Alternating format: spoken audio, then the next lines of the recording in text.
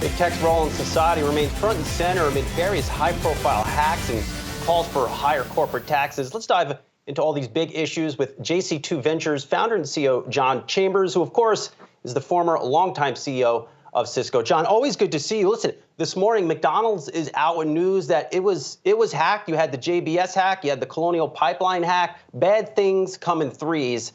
How can this issue ultimately be solved? Well, first, Brian, it's a pleasure to be with you again. Julie, good to see you. Myles, good to see you. And I try to do a good job for you today. You said bad things come in three. Unfortunately, I wish that were accurate.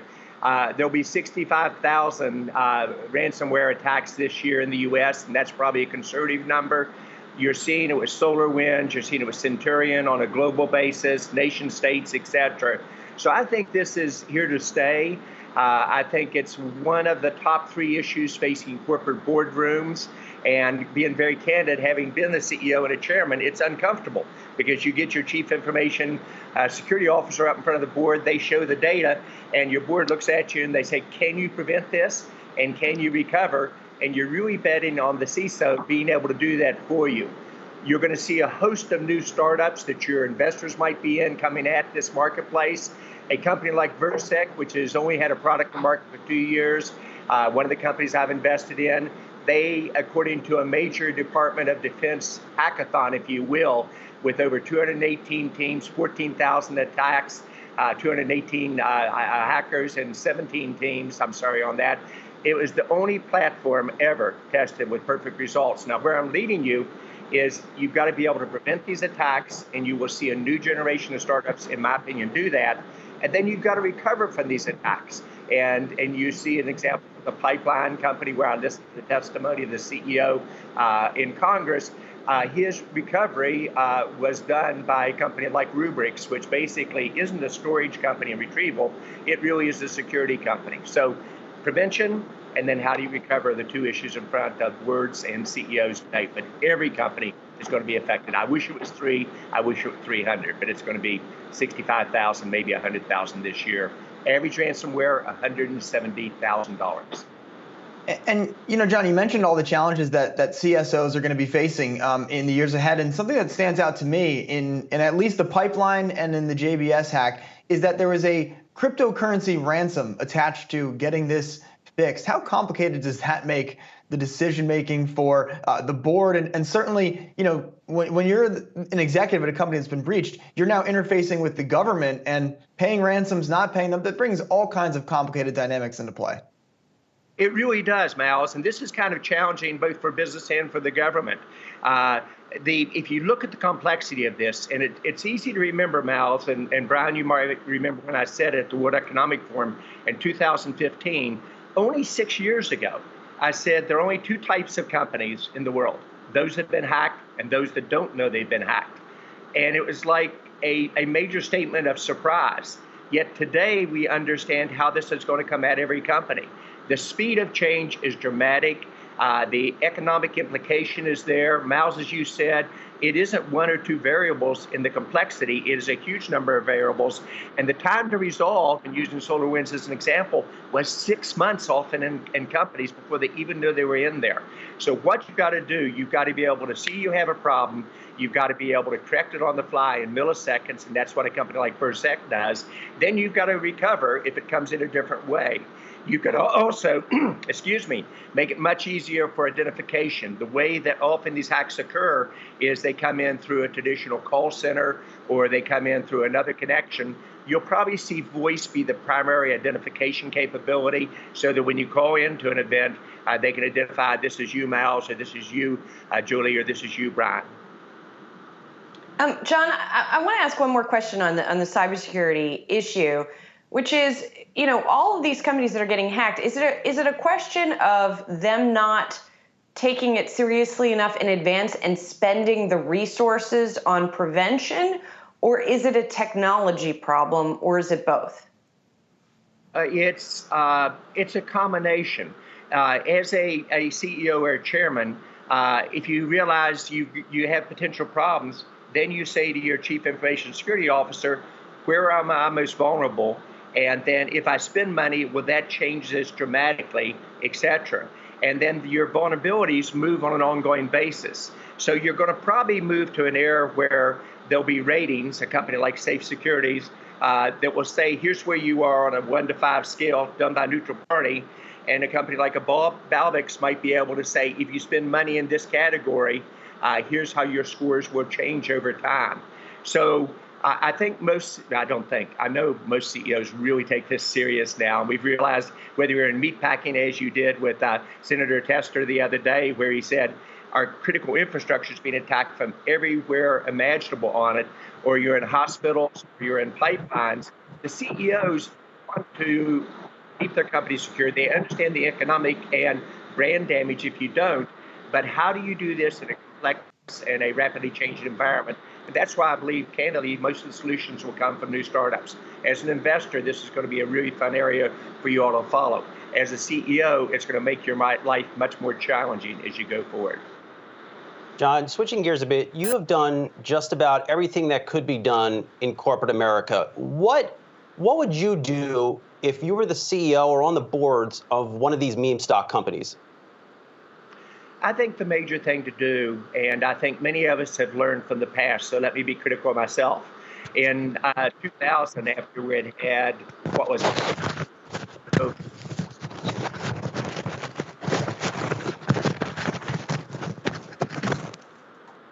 when the market kept going up, my lesson learned is you have to say at a point in time, this is moving beyond what is justifiable. And it's important for my shareholders to know that even I'm happy when the stock goes up, it doesn't justify this type of numbers. And you just got to be transparent and honest. You can't control it in the market, nor should you tell people to do it. But you've got to be able to say, here's my concern. I think the price is at an unreasonable level, and it will eventually come down because it seeks its own. As a person that being very candid, has seen shorts begin to squeeze a company, and it's a very unpleasant prospect, I like the fact there's a little bit of balancing action here. And perhaps over time, if government doesn't overreact, it finds a middle level ground to prevent some of the activities that are going on both sides of these bets. John, as a follow-up on that, the only company that we've really seen take advantage of these rising stock prices is AMC by selling more shares. We've seen GameStop start to nibble at that, some of the other companies. Do you think that they actually have a fiduciary duty to do so, to take it, whatever the reason that the stock is going up, should more of these companies be raising cash as a result? Julie, I think this is a cultural question, an ethical question, and a practical question.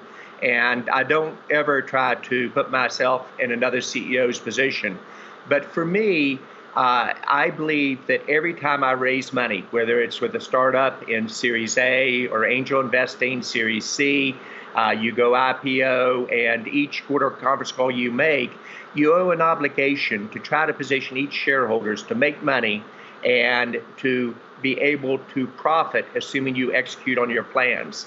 So I personally struggle if I ever believe that the price we're asking new investors to pay is above what I think that the price should be, that is a fair win-win. So I do that when I raise money, and sometimes it shocks other VCs and the startup companies that if I think they're stretching too far, I say that's not good for your future shareholders. And I try to be as transparent as I could the entire time I was at Cisco about if I felt the stock was getting overheated a little bit and we ought to slow down a little bit. So I do think as a CEO, you've got to be very careful here, and there are questions on multiple fronts. Indeed. John, it is always so great to get your perspective on these issues and much more with the benefit of your experience and wisdom on all of this. John Chambers, former executive chairman and CEO of Cisco Systems, of course, and also JC2 Ventures founder and CEO. John, be well. Good to catch up with you. We turn now to the Reddit forum, which, as we talked about earlier, sort of birthed many of these meme stock ideas and still is even today. We want to bring in the man who founded that, although he's no longer associated with it. Jaime Rogozinski is the founder of WallStreetBets, the forum on Reddit. And Jaime, talk to us about your thinking about the forum now, what it has become, and sort of what you first intended it to be versus now. Well, first off, thanks a lot for having me. And what started off as a forum for people to get together and discuss these high risk trades has carved out a space for them in the market, so that it's grown so much so that the individuals collectively make a participant in the market that's the same size as a hedge fund, and equally as clever as the hedge fund. A lot of times there's a lot of talk about how the retail investors, they don't know what they're doing, whatever. But time and time again, they've proven to be able to spot these inefficiencies and jump on them. I noticed a lot of talk about the short squeeze, and that's what they're going for. But if you really look back at what the types of things that they're doing, they're looking for inefficiencies in the market, and they're looking to profit from them. They've been doing that for several years.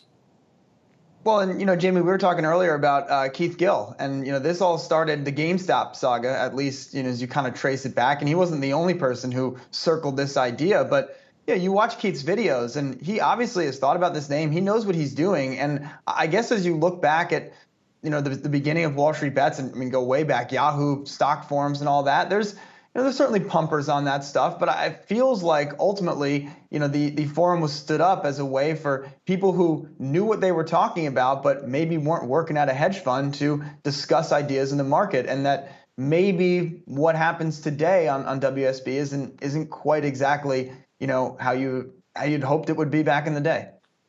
No, I mean, it's turned out into something better, right? You have now a collective of millions of market beta testers on the actual stock market, and making it more efficient and making it more productive, right? Like before GameStop made it really famous, we had a lot of incidents. One incident where a guy took out infinite margin, right? Or the free money cheat code, as it was called, where he put in $5,000 and he discovered this oversight by the broker, and basically ended up getting a massive amount of buying power, right?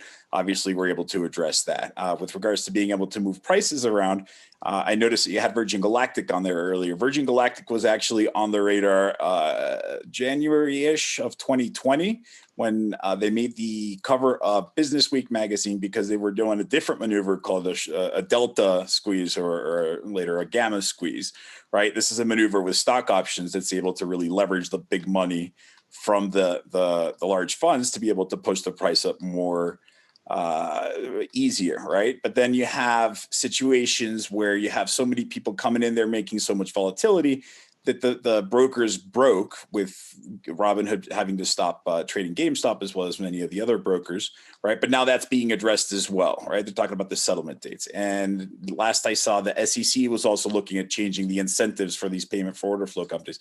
So every time these guys get together, they find a way to profit, and they do, and then the system has to kind of catch up, and they have to plug in these inefficiencies and make the whole thing better. Jamie, what we're seeing in some of these stocks, AMC, BlackBerry, you name it, is that market manipulation?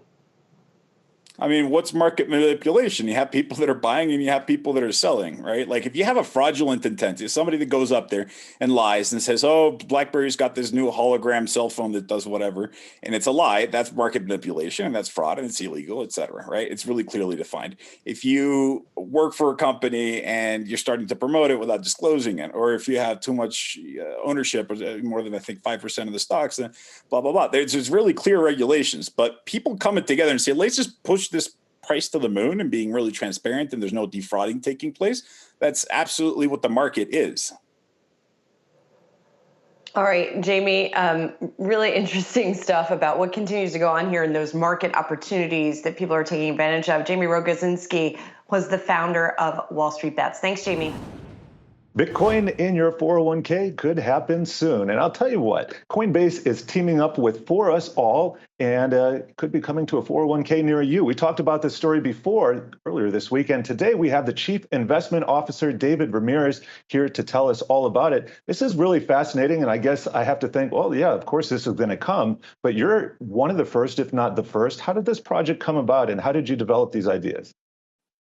Yeah, well, we've been looking at the space for quite a while, paying close attention to the growing body of academic literature showing that cryptocurrency, small allocations can have a material improvement to overall expected return and expected risk. So we certainly saw that there was good financial reasons to have a small allocation. But what really blew us away was just how much demand there was, both from plan sponsors who offer 401k plans and the employees themselves. David, what's the case for investing in Bitcoin in this way? I mean, some would argue that there's just way too much volatility to essentially put your money there for retirement. Yeah, I totally understand. So I think, look, when we take a step back, there's been a sea change in the investment world over the last few years, with large institutional and professional money managers increasingly taking advantage of alternative asset classes, including cryptocurrency. Look, you look at the big endowments from Yale, Brown, Harvard, they all have allocations to cryptocurrency in their endowments. Even CalPERS has allocations or exposure to cryptocurrency via investments that they have in Riot blockchain and some of their venture funds. When you look at the overall industry, 60% of institutional investors now say that there's a role for cryptocurrency in their portfolio. And a lot of that has to do with the historical returns and correlations. When you look at cryptocurrency, Bitcoin in particular, the Sharpe ratio for Bitcoin exceeds that of every other asset class going back to 2014, with really low correlations with other asset classes. So a small allocation is a great portfolio diversifier, or can be a great portfolio diversifier, increasing the expected return while lowering the risk. I think there was recently an analysis done by Russell that found that just a 5% allocation to Bitcoin alongside the Russell 1000 produced excess returns of over 6%. So there's definitely a good reason for doing it. The question is, how can you help employees use that asset class prudently? And that's where it's really critical that we provide both education, guidance, and guardrails so that the average American can make appropriate use of cryptocurrency. Well, with all the Bitcoin volatility, we've seen U.S. regulators somewhat hesitant, at least at the SEC level, to approve a Bitcoin ETF. And there are also regulatory concerns that Treasury Secretary Janet Yellen has put forth. I'm just wondering, what kind of hurdles did you have to overcome to bring this to customers? Yeah, so definitely the 401k space is highly regulated. Not only do you have SEC regulations that you have to take into consideration, but you have ERISA, which is the body of law that governs 401k plans. I think with respect to ERISA, there was recent guidelines from the Department of Labor that came out a couple of months ago that looked at how can prudent investment managers include alternative assets. In this context, they were talking about private equity. And some of the key things that they suggested you look at is, what's the liquidity of the asset class? Can you make sure that people can sell? Is it appropriate to put in place caps on allocations to those alternative asset classes? And so we definitely used that guidance both from the Department of Labor and the SEC in constructing this program. But at the end of the day, I think all of us are aligned in one key thing. If you're going to provide an alternative asset class to employees, you need to do that within a context that provides support, education, guidance, and guardrails so that employees can use it effectively. Well, let me follow up on, I know you're just offering Bitcoin at first. You have plans for Ethereum, maybe Dogecoin. And how does that fit into what you were just describing? Because people have to be educated the right way and they have to be suitable for the investment. That's right. So to be clear, right now, when we've launched out this new program, it allows employees to transfer up to 5% of their 401k balance into a cryptocurrency window where they can invest in up to 50 cryptocurrencies that are available on the Coinbase platform. Now, we're not making all cryptocurrencies available to participants. So one of the roles that we play as an advisor is to review what's available on the Coinbase platform, analyze each of the different options available to ensure that what employees can have access to does actually make sense in terms of a portfolio. Dogecoin is in fact available on Coinbase institutional platform, but that's not going to be an asset class that's going to be available, or a digital asset that will be available to employees. And David, you've got about 400 employer clients. How many have signed up for the platform so far? Yeah, so we're beginning to roll it out. What I can tell you right now is that 60% of all of the companies that come to us are expressing a strong desire to an interest in investing, making cryptocurrency available to their employees. And that closely matches a lot of the survey data that we see coming out of Gemini that shows that 60% of Americans are interested in investing in cryptocurrency. When we look at employees, millennials, 49% of them are already invested in cryptocurrency. And that is one of the hardest groups of employees to engage to start saving for retirement. Our hope is that by making cryptocurrency available, not only can we help improve portfolio expected return and risk, but more importantly, we can make the 401k more engaging and relevant in this modern era. Yeah, an interesting take there to get younger people to save up. David Ramirez, ForUsAll co-founder and chief investment officer. Appreciate you stopping by today. What should the government's role in health equity be? Well, Yahoo Finance's Anjali Kamlani got to speak with Dr. Marcela Nunez-Smith. She's a White House COVID-19 Health Equity Task Force chair. Anj, what did you talk to her about? Well, it was a wide-ranging conversation, starting off, of course, with the pandemic and how it really opened the door for this conversation to even happen at the federal level, and moving on to discuss really what the government's role is and the private sector as well. Listen to what she had to say. We've had this collective witnessing, and this has been most certainly a difficult year for everyone, and even more so for some among us. I mean, we talk about, again, where that risk has been with exposure and cases and hospitalizations, do we say even death and loss? And so the grief gap is even real across our communities. So important. I think it's a rallying cry for us. It's urgent we meet this moment, that we recognize and acknowledge all that got us here when we talk about disproportionate burden, that it is this reality around social structural drivers, determinants that got us here. And so the president has been really clear. He signed day one, really, in office, his first full day, the executive order that brought the task force into existence. A deep honor to chair that and work with everyone in that space, but also to be working with the White House, COVID-19 response team as a senior advisor, and to just be here to say equity is at the center of all of the work. And you're right, we cannot just sit around admiring the problem anymore. As a researcher, I challenge my colleagues. I said, we cannot just continue to describe these inequities, these disparities. We have to all be committed and recommit now to the interventions, and that's in policy and practice, that will get us to a different and a better normal. We have to. Well, let's talk about those interventions and practices, because from my experience covering this, I've seen a plethora of pilots, and some of them stay really small scale, or some of them just die out without funding, without really any backing. There seems to be no incentive in the health industry to keep some of these efforts going. How do we change that? What is needed? Is it financial? Is it policy? Yes. And so, it is absolutely all of that and more. We need that will. We have to be thinking about where incentives line up. I'm a practicing internal medicine physician. I certainly I'm part of a healthcare system, understand this on the ground, and see where oftentimes within the systems there are, not by intention, right, but that there are systems, incentives in place that really complicate this and often work counter to the goal that I think a lot of us share, and a value that we share, which is equity. And certainly within our healthcare systems, we want to deliver equitable care. Within that larger pie, we know that clinical care is about 10 to 20% of the variance and differences we see in terms of health outcomes.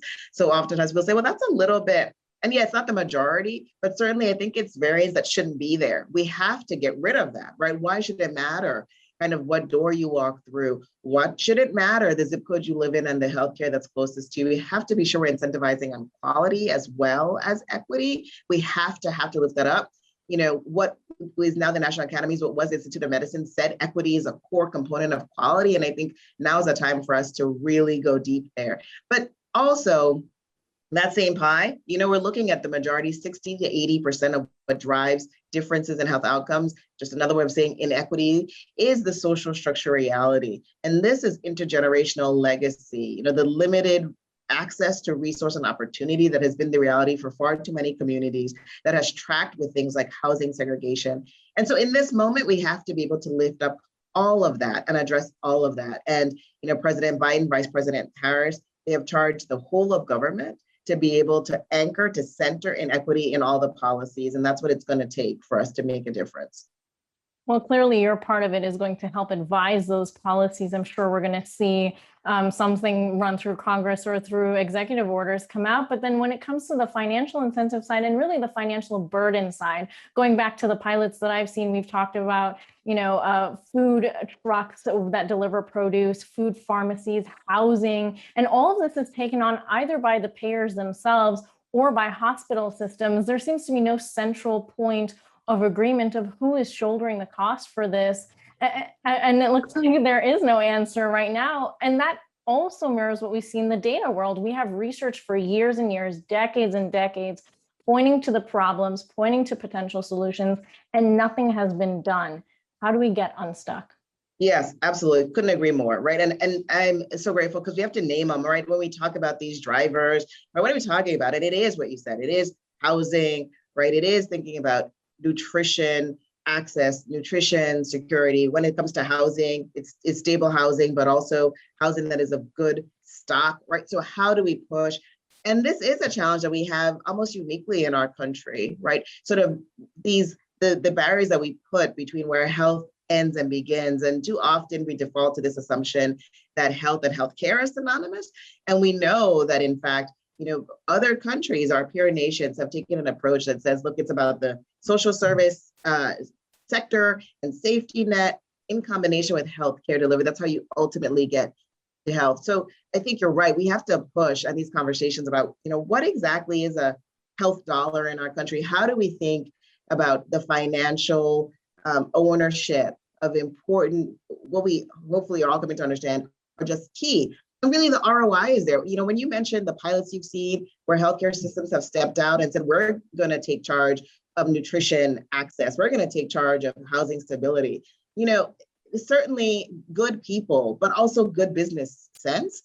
And so being able to recognize that the ROI for us on a grander scale, when we really make the investments we need, the infrastructure we need, and that is whole of society, that is multi-sectoral, right? There is a role certainly for government to play, but also the private sector and of course, nonprofit as well to get to those solutions that we rightly need and go from pilot to default practice. And I feel like you got some of that practice in for that with the COVID vaccine experience, looking at community centers, looking at the pharmacies, trying to figure out really how to get in touch with the broadest spectrum of people, and especially considering the digital divide and the low-tech solutions that needed to be brought to light. So all of that put together kind of sets a tone, I feel like, for what you're looking for in that three-part solution. But when it comes to, looking at the data part of it as well, you have said most recently that, there is still a lot of data that is yet to be seen. What you were able to glean from the vaccine data and able to target areas then, how do you translate that into the very complex healthcare space? Because it could apply to, health services or prescriptions. There are just so many options. Yes, yeah, no, absolutely. And once again, I think this is an and scenario, right? We have to be able on all these fronts. I think you're so right. We are learning a lot in terms of the vaccination campaign and what it takes, and of course, the degree of intentionality, which we are all new, and being able to understand kind of what role each player, is going to be able to contribute. Understanding equity is hyper local at the end, but there needs to be resources, there needs to be infrastructure to support that and push that. So I do think there are a lot of lessons we can take and translate from the vaccination campaign to healthcare moving forward. And I think just critical, just a squander of an opportunity, quite frankly, if we don't. And it is, whether we think about kind of what will stay, what will go, even from this past year, the access people were able to get from telehealth and telemedicine platforms, but again, not everyone. What were some of the barriers to people being able to access services in that way? What again were some of incentives that maybe were misaligned when we think in the early days of telehealth coming out and that you needed to have a video, right, in order to get kind of full reimbursement, and knowing not everybody had a smartphone and that capacity. So having that interrogation of the policies and practices going to be really key for us moving forward, without doubt. But it is true that the work around the data infrastructure fundamental. I've had such a learning in terms of data architecture in these past months and understanding where some of those limitations are. Most certainly, we have to have conversations about why these data are important, why equity data are important to be able to drive kind of our resources to target what we need to do to hold ourselves accountable, quite frankly. We need those data. But there's a lot of work to do on the data architecture front as well. So, we have those resources, data modernization resources, but we need to implement those. And it is about not just health departments, as you say, but providers and healthcare delivery systems to be able to modernize, prioritize the data collection and not stop there. We have to collect these data, but we have to think about our data sharing. We have to think about data privacy. We have to think about data governance. There are many communities that have been harmed by data. So that's an important part of the sentence. Who's going to be at the table to think about data usage? And then how do we make sure that those data drive metrics, drive changes in behavior, drive outcomes and accountability? That theme of data, really something that the industry is looking at and trying to filter out some of the biases that show up there as well. So, a lot there and a lot more to monitor. Back to you, Kiko. Yeah, no question about that. Some really important conversations all week, Anjali, on this series, Economics of Health. Thanks so much for bringing that to us. Mission Produce, a global supplier of avocados, came out with earnings. They reported a 6% increase in revenue. That beat economist estimates. We're joined now by Steve Barnard, Mission Produce's CEO. Steve, great to have you here with us. So you had this nice revenue pop. Want to ask about the growth outlook that you guys are expecting for avocados into the remainder of the year, into next year, especially as the pandemic is over, people are going back outside and can get some avocado toast at brunch again. Well, we're in an exciting category. If you look at the consumption rates here in the United States and even in Europe and Asia, we've been looking and experiencing double-digit growth. We expect that to continue, especially with the pandemic coming to an end, we hope.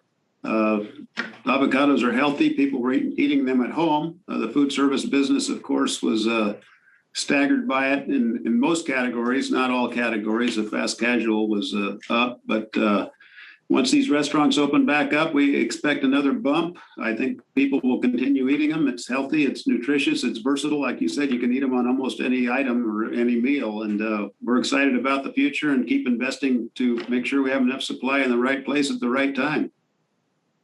Steve, talk to us a little bit about the price of avocados, because we spent a lot of yesterday talking about how consumer prices are going up. Food prices jumped nearly 0.5% month over month in May. But it seems like avocado prices have actually been on the decrease. Is that still a trend that's happening? And how were you able to post 6% revenue growth if prices of avocados are on the downside? Well, we did 22% more volume too, so that kind of offset the downside. It's all about supply and demand. I mean, there are certain crops. The Mexican crop had a huge crop this year, so prices were depressed a little bit, which actually helped us sell more product. So it's all relative to volume. We expect good volume through the rest of the year. Prices are stable today or recently, and it's a good price for the grower. It's a good price for the consumer. So hopefully we can continue. But when we get disruptions, it's usually a lack of supply. So prices will spike, and it's compounded by the retail and the cost of each avocado. But so far we're in good shape, and we're seeing continued growth as far as consumption. I want to ask you about labor. This is something that we've heard some companies talk a lot about recently. If you guys are also experiencing labor shortages or struggles or difficulties in hiring. We are specifically, not so much on the farms, but in the facilities. We've got 9 facilities, actually 10 facilities across the United States and Canada today. And other than our operation in Texas, the rest of them are struggling to get enough good labor. So it's hopefully this will loosen up. People won't be afraid of the COVID restrictions or the risks, and hopefully there's an incentive for them to go back to work rather than to sit home and look out the window, I guess. Do you think that that's going to impact some of the prices going forward? If some of the folks in the facilities, you're not able to get the amount of workers that you need there? Well, we're paying more to get more people to come back to work. So in the long run, yes, it's going to affect our costs, which will affect how we can sell it or what we sell it for. So it's between fuel and labor, I mean, and utilities, they're all going up. So inflation's here. Yeah, to put it bluntly, inflation is definitely here. I want to talk about your push outside of the U.S. I know that earlier this year you delivered the first ever shipment of California avocados to China. What has demand been like there for you? Well, we've been in China for 5 years with other products out of Peru and mostly out of Peru. We opened a distribution center there 4 or 5 years ago in Shanghai.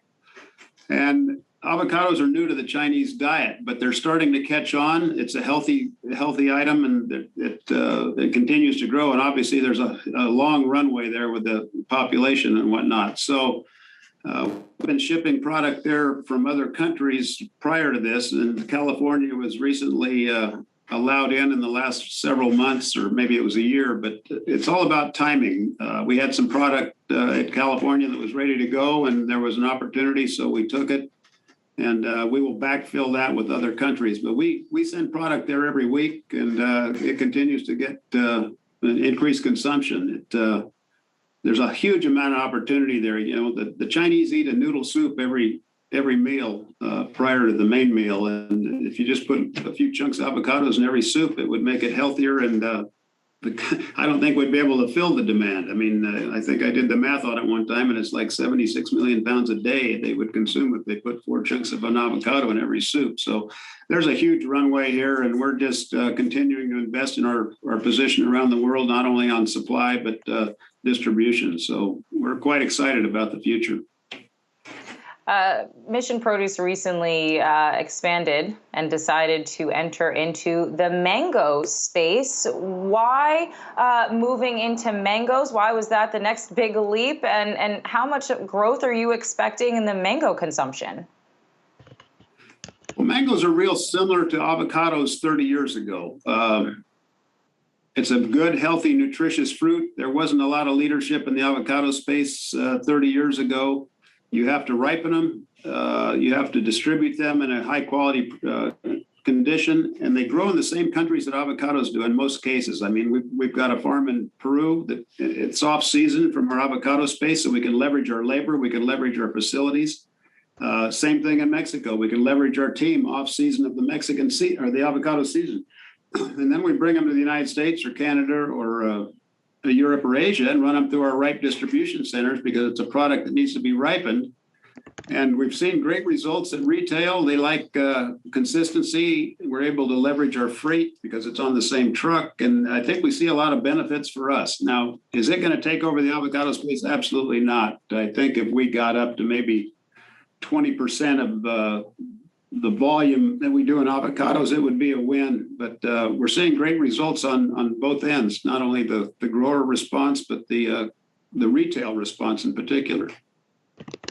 All right, and Steve, we're all going to want some of your recipes for avocados in soup. I had never heard of that before, so if you don't mind letting us know some of those recipes, that would definitely be appreciated. Steve Barnard, CEO of Mission Produce, thanks so much for joining us today. Connecticut has become the first state to pass legislation to create a baby bonds program within the state. Now, baby bonds, for those that do not know, is a publicly funded trust that is created for a child upon their birth that is then invested. Well, when they turn 18, they can use those funds for a number of allowed purchases like higher education or purchasing a home or a business investment.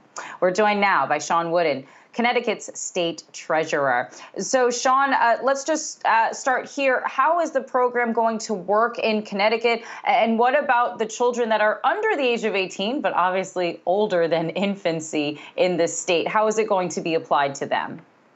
Sure. So first, I'm thrilled that we could be first in the nation with such a program. And it was just passed by the legislature this week and awaiting the governor's signature. And I champion this to address generational poverty, racial equity, and economic recovery for all in our state. The program will commence on July 1 of this year and will be available to children born into poverty and on Medicaid, mothers on Medicaid giving birth after July 1 of this year. And you asked about other kids. I mean, the reality is we can't go back.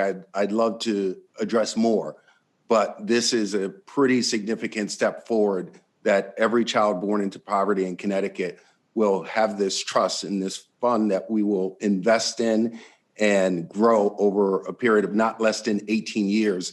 And the allowable purposes are all geared towards things that contribute to the wealth gap in our society. So education, home ownership, business ownership, as well as retirement security.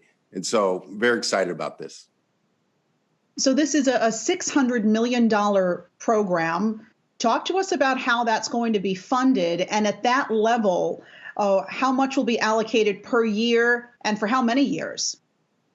Sure. So the allocation is $50 million a year for the next 12 years.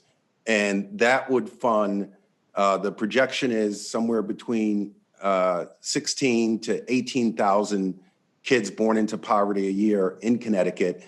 And I might add, in every town in Connecticut, I know, we have significant wealth disparities, but even in our wealthier communities, poverty exists.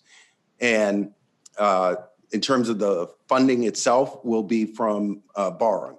We'll issue debt. As you know, we're at historically low interest rates, and the return on this investment will be significant. Study after study has shown you have McKinsey that says if we don't close these gross disparities, it's going to cost our economy between 1 and 1.5 trillion over the next decade.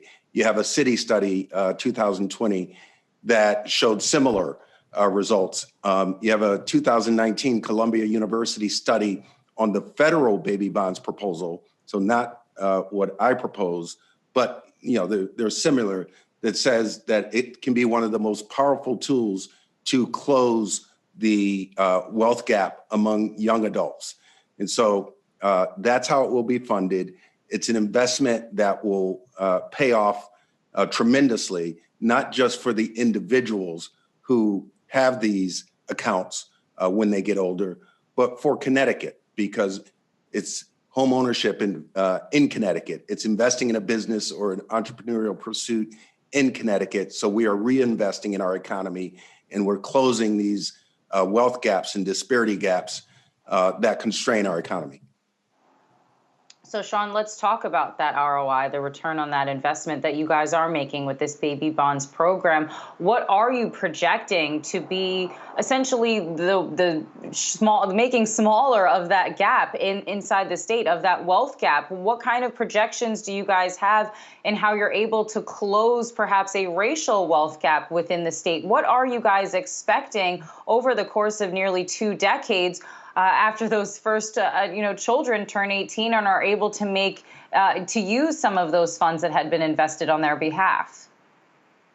So in terms of, there are obviously a lot of variables between birth and 18, and the funds can be claimed anywhere from the age of 18 to 30, right? Because you're most likely not in a position to or want to purchase a home when you turn 18, but you will have funds available for education. And based on the studies that we know, this is about leveling the playing field and having young adults enter society, not behind their 8 ball, not still in that next generation of poverty. With respect to, so this is a race neutral program. With that said, we all know that Black and brown communities are disproportionately impacted. So state of Connecticut on Medicaid, 62% of those families are white. And that number surprises people, but it shouldn't. But the balance are people of color. And so it is race neutral in that sense, but it is racial equity in the sense of the gross disparate impact that poverty has on those communities of color. What about things that the family or the child getting these bonds needs to do in order to access the money? I know there's a educational component to this. I think that's fabulous, but tell us what some of that criteria is. So not a lot of criteria, but important, right? One, be born here in Connecticut. Two, be a Connecticut resident when the funds are claimed. And the third and critically important piece is a financial literacy course requirement that will be prescribed because this is also about kind of educating more people on the basics of finance. And so, and not just having a pot of money available when you get older. Now, Sean, New Jersey Senator Cory Booker wants this program on a national scale.